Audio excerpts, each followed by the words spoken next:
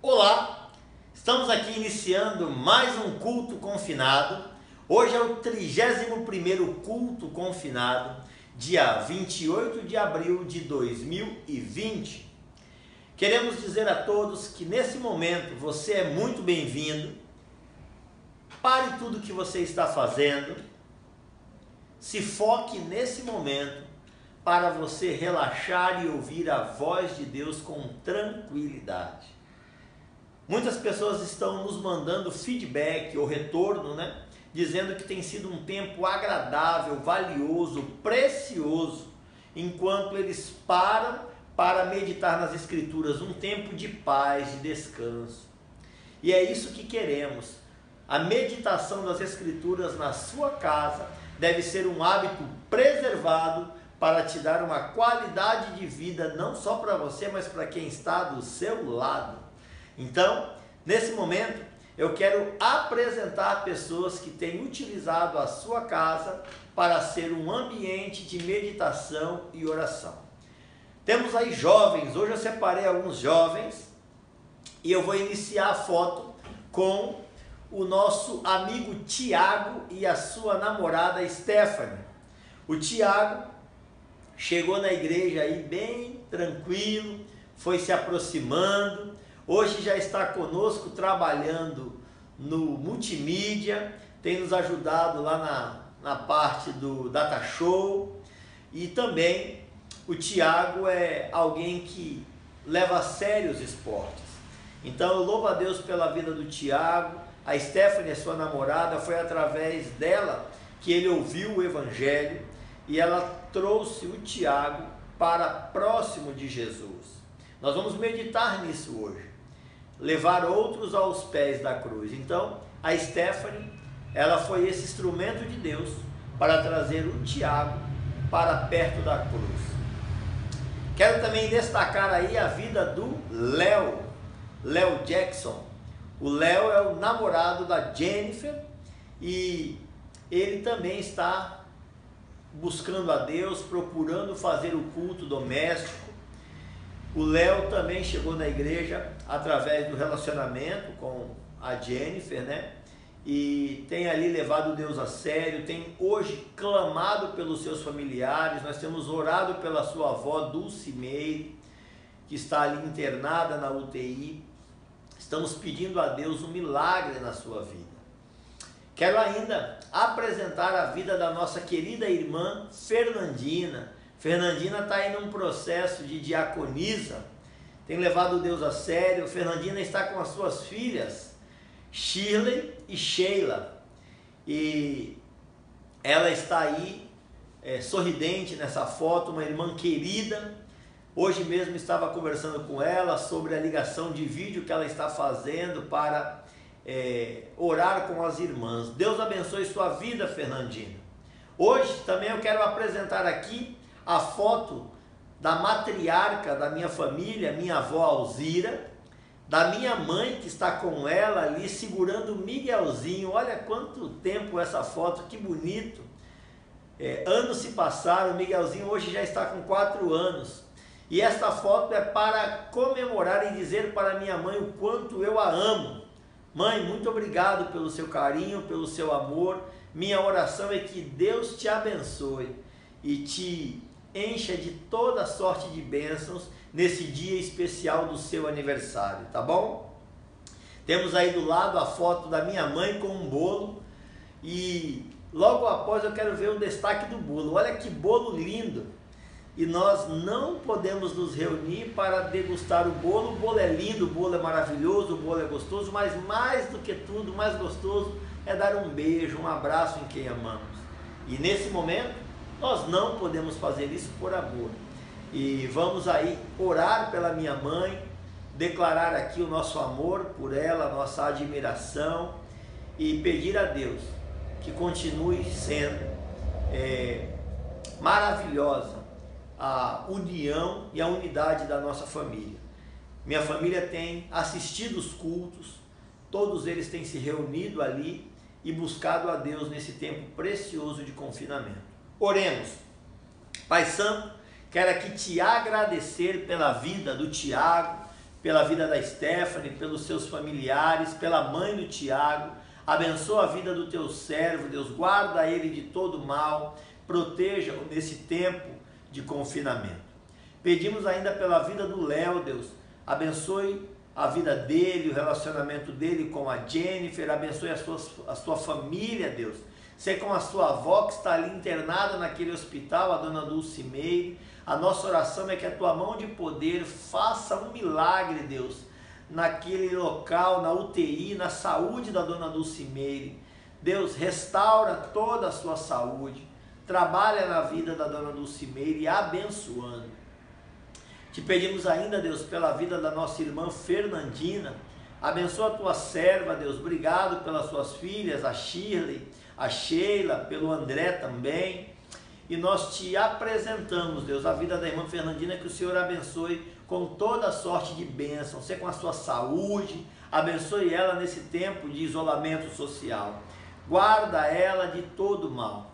Pedimos ainda pela vida da minha mãe, que completou mais um ano de vida. Guarda a minha mãe, Deus, abençoe a sua saúde, restaura também a sua saúde, cuida dela na sua área emocional nesse momento, e que o teu Espírito Santo encontre cada dia mais espaço na casa da minha mãe e no coração dela.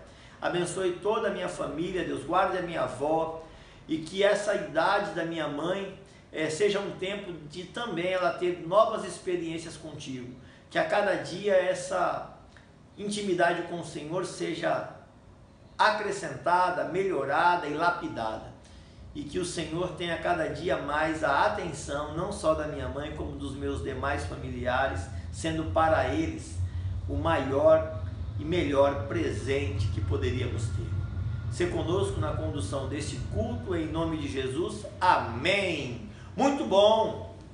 Igreja em casa. Nós vamos falar de um texto que a Bíblia diz que também, assim como esses irmãos que eu mostrei na foto, que tem feito o culto doméstico, a Bíblia vai apresentar alguém que fazia culto domésticos também. E eu quero que você abra aí no capítulo 1, né, que é o único capítulo que tem esse livro, o livro de Filemão. E nós vamos meditar neste livro que tem tudo a ver com este tempo, confinamento, isolamento social, e Filemão tem tudo a ver. Pensa comigo.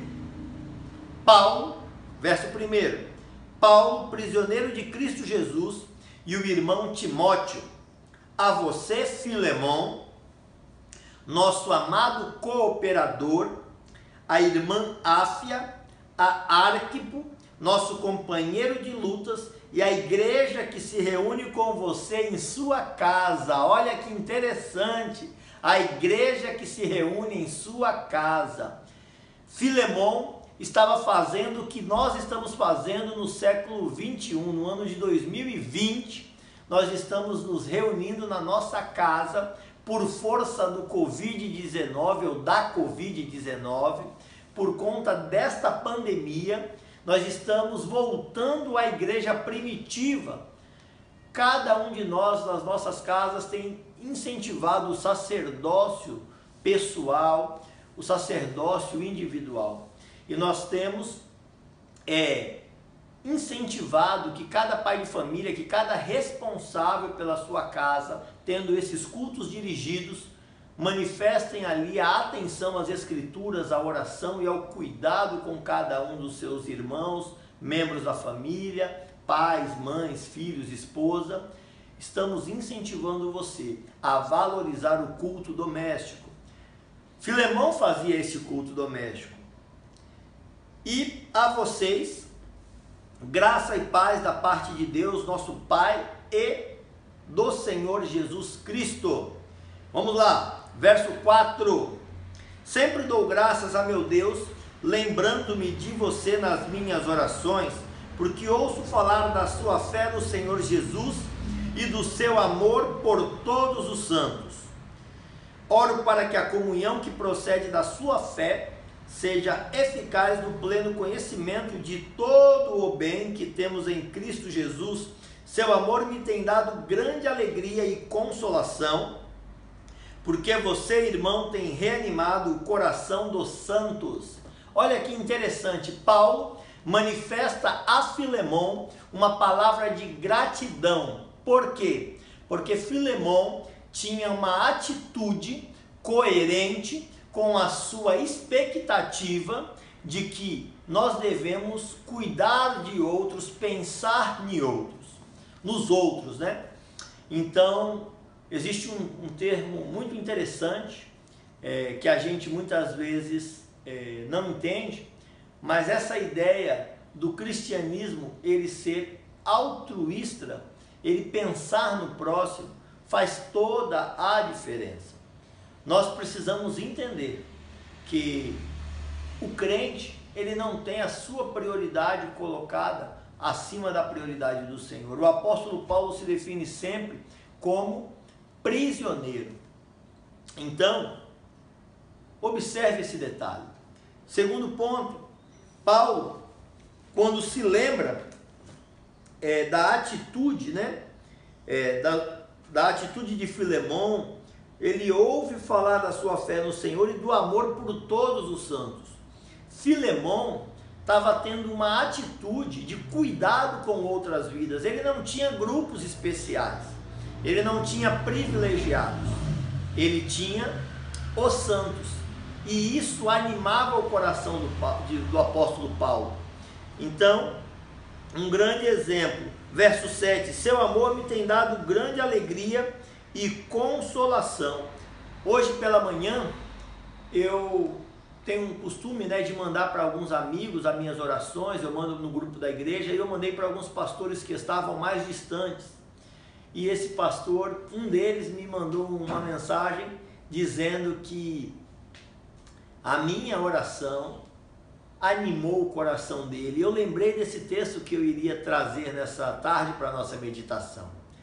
A nossa atitude, dirigida pelo Espírito Santo, acaba alcançando outras pessoas pelo poder da cruz, pela instrumentalidade que o Espírito Santo produz.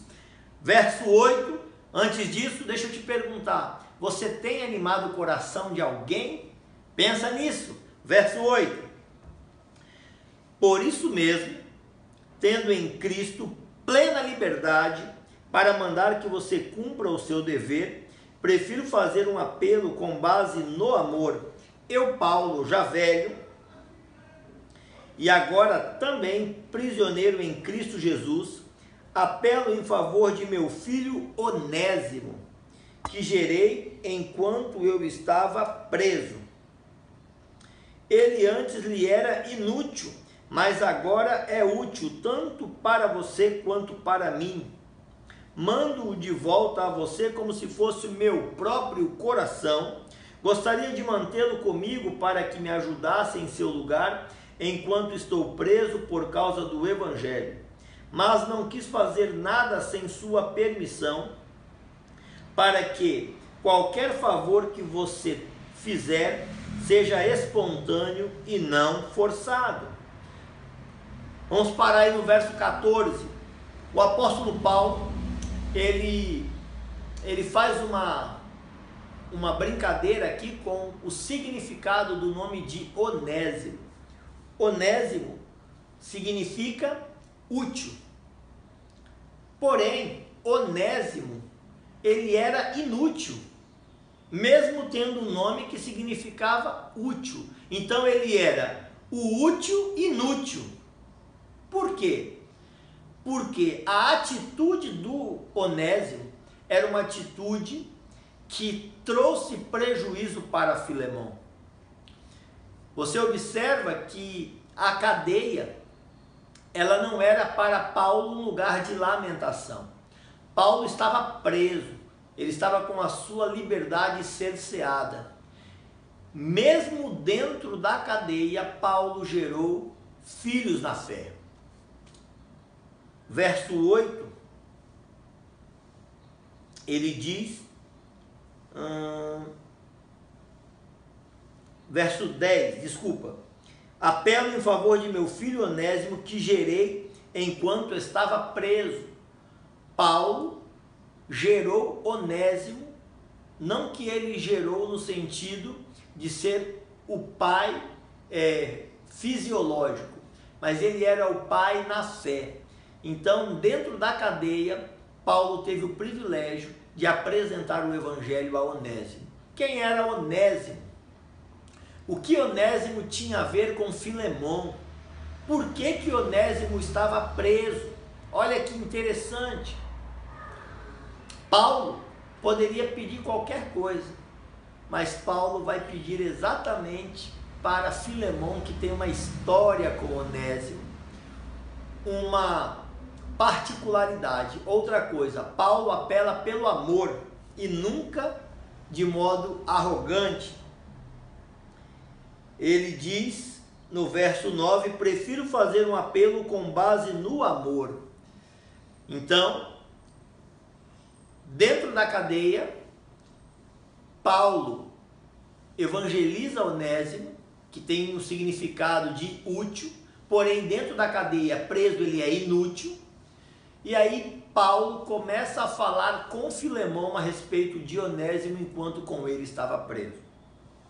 Uma outra característica muito interessante é como Paulo valoriza as pessoas. Quantas vezes você convive com alguém e você, eu não posso acreditar, eu não confio nessa pessoa. Paulo, ele conheceu Onésimo numa cadeia, gerou ele entre algemas, né? E ele dá uma valorização a Onésimo como se fosse o próprio coração dele. Olha o que ele diz. Verso 12: mando-o de volta a você como se fosse o meu próprio coração. Você observa as palavras que o apóstolo utiliza. O coração é o órgão vital, é o órgão que permite que uma pessoa continue vivendo. E Paulo pega aquele ex-presidiário, manda de volta para Filemão como a parte vital do corpo dele. Que exemplo para nós reconhecermos a mudança de alguém, hein? Como Paulo de fato aprendeu com o Senhor a ser instrumento de mudança de histórias, de mudança de sentidos e de rumo na vida do próximo. Continuando, verso 15: talvez ele tenha sido separado de você por algum tempo. Quem tenha sido separado? Filemão e Onésimo. O apóstolo Paulo está falando que Onésimo talvez tenha sido separado de Filemão por um tempo. No verso 15, continua: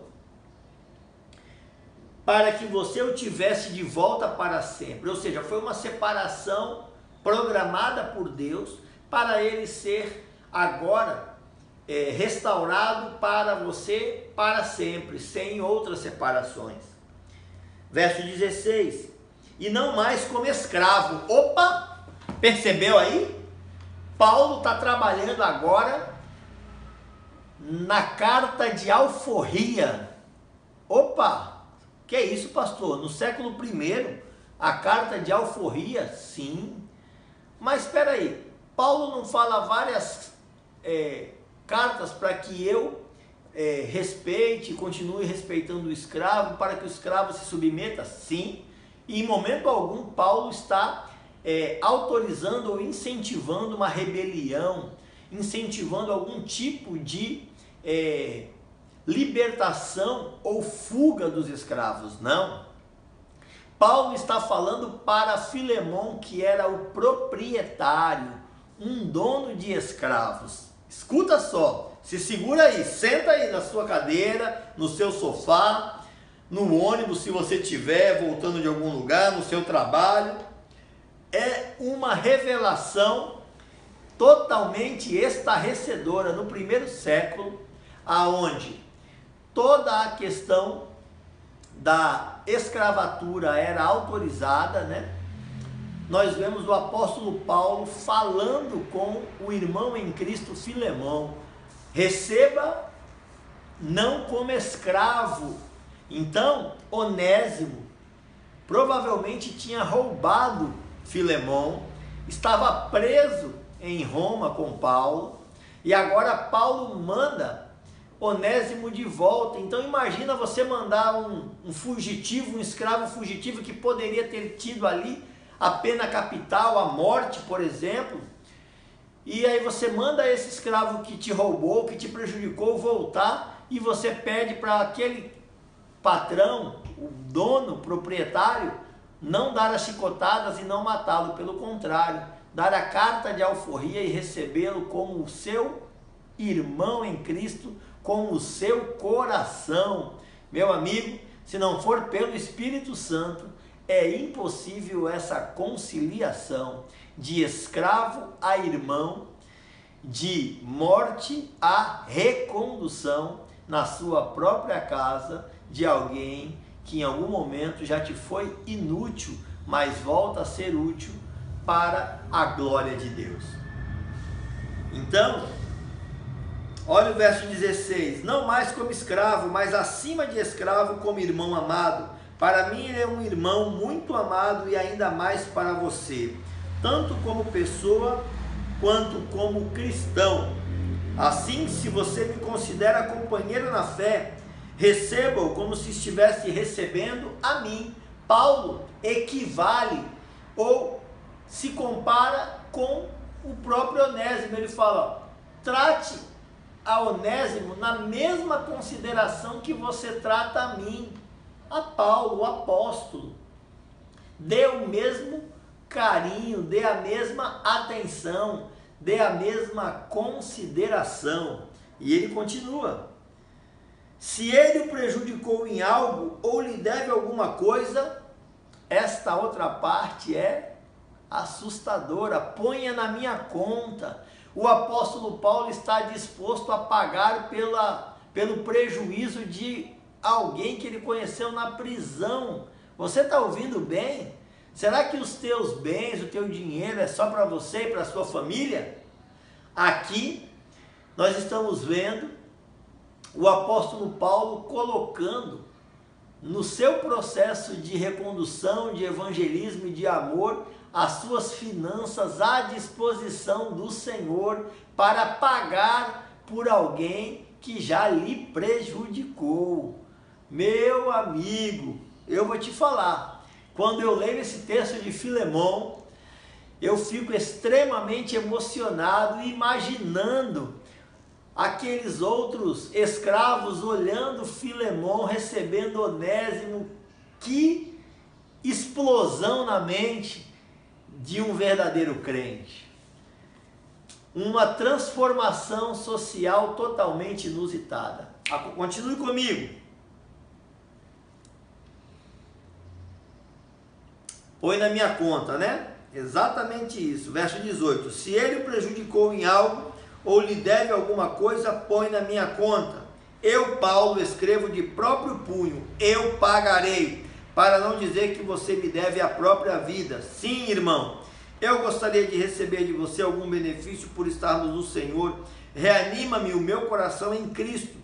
Escrevo-lhe certo de que você me obedecerá, sabendo que fará ainda mais do que lhe peço. Além disso, prepare-me um aposento, porque graças às suas orações espero poder ser restituído a vocês. Epáfras, meu companheiro de prisão, por causa de Cristo Jesus, envia-lhes saudações, assim como também Marcos, Aristarco, Demas e Lucas, meus cooperadores. A graça do Senhor Jesus Cristo seja com o espírito de todos vocês. Ouviu? Outros em isolamento social produziram liberação do pecado capital, testemunhando Jesus com o poder total. Dentro da prisão não foi um lugar de calabouço, de sofrimento e de depressão. Dentro da prisão foi lugar de revelação que mudou a história totalmente de Onésimo, que era inútil, mas pelo poder da cruz passou a ser útil, o que de fato significa Onésimo. Voltou para quem ele prejudicou, Filemão, e passou a ser de escravo a irmão precioso. Percebe? Use a sua casa para compartilhar o evangelho que muda o status social, que liga pessoas na eternidade e que faz uma diferença no pecado capital. Sendo assim, nós estamos multiplicados e nunca, jamais encerrados.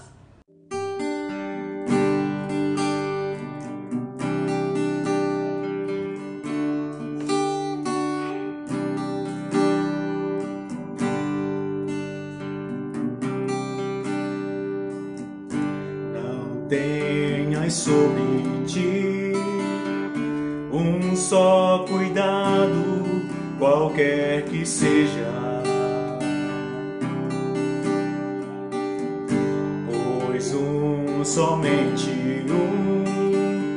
seria muito para ti. É meu, somente meu, todo o trabalho, e o teu trabalho é descansar em mim. É meu, somente meu, todo o trabalho, e o teu trabalho é descansar em mim. Não temas quando enfim tiveres que tomar decisão. Entrega tudo a mim, confia de todo o coração.